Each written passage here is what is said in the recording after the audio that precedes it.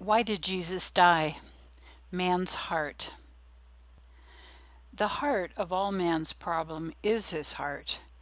So what could God do about that? Well, he could have forced us to love and obey him, but that would have negated the free will he gave us.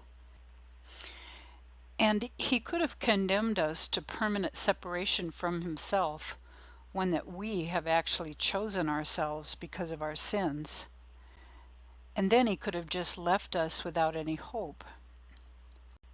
You might protest at this point that you are a good person and a law-abiding citizen. You're raising your kids to be good members of society. You're faithful to your wife. And you help your neighbors and work hard to make things better for your family and those around you. You might feel the same as many others. You are truly a good person, and this sin stuff doesn't apply to you. It's pretty rare today to hear anyone use the word sin, which means missing the mark, especially concerning God. You'll hear folks say instead, "Boy, I missed it that time," or "I really made a mistake," or "I was unaware that my words would hurt that person so much." But me, a sinner? No, I don't think so. The truth is that you may be a good person by the estimation of your family and friends. But God sees something different in us because he sees right down to our heart, the deepest part of us. Our first parents chose to walk independent from God and do their own thing. We have inherited that same independent nature from them. All of us are born with a carnal nature, and therefore we just naturally sin. We know it too because God has given all of us a conscience, which is our internal compass, letting us know right from wrong. No sooner do we tell that lie than you feel a bell going off inside. No one else hears it, but you do. But we ignore those bells, and pretty soon they get fainter and fainter. We can justify everything we do until we look pretty good to ourselves and everyone else. But God, who sees our hearts, has something pretty startling to say to all of us. He spoke these words through the prophet Jeremiah. "The heart is deceitful above all things and beyond cure." God could pretend that our sins and wicked deeds don't matter, but they do matter, and we both know it.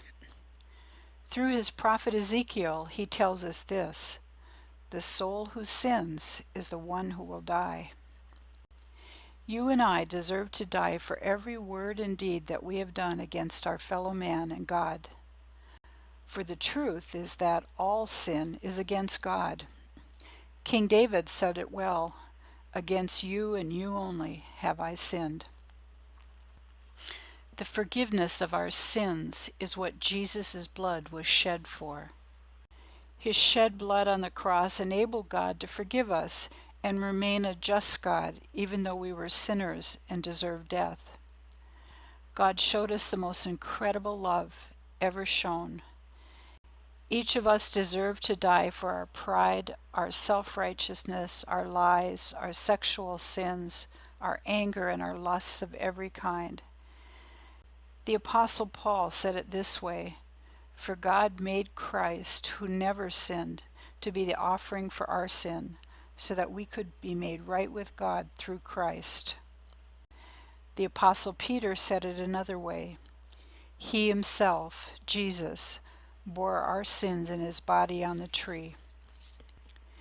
Jesus was human, and he stood in the place of our greatest need, to be right with God and at peace with him. But Jesus was also God, and as God, the effect of what Jesus did for us is limitless. This explains why flawed men such as King David and Abraham could stand in the presence of God even though they knew nothing about Jesus. They were forgiven because Jesus was actually slain before the foundation of the world, even though it was also an event in time. The shadow of the cross reaches backwards as well as forwards. It explains how God may be able to welcome people into his kingdom who seek for him but have no knowledge of Jesus because of their historical or religious circumstances. The cross is our pledge of our total acceptance by God. But what exactly happened at the cross that can affect you and I today? Let's look more closely at this in the next video.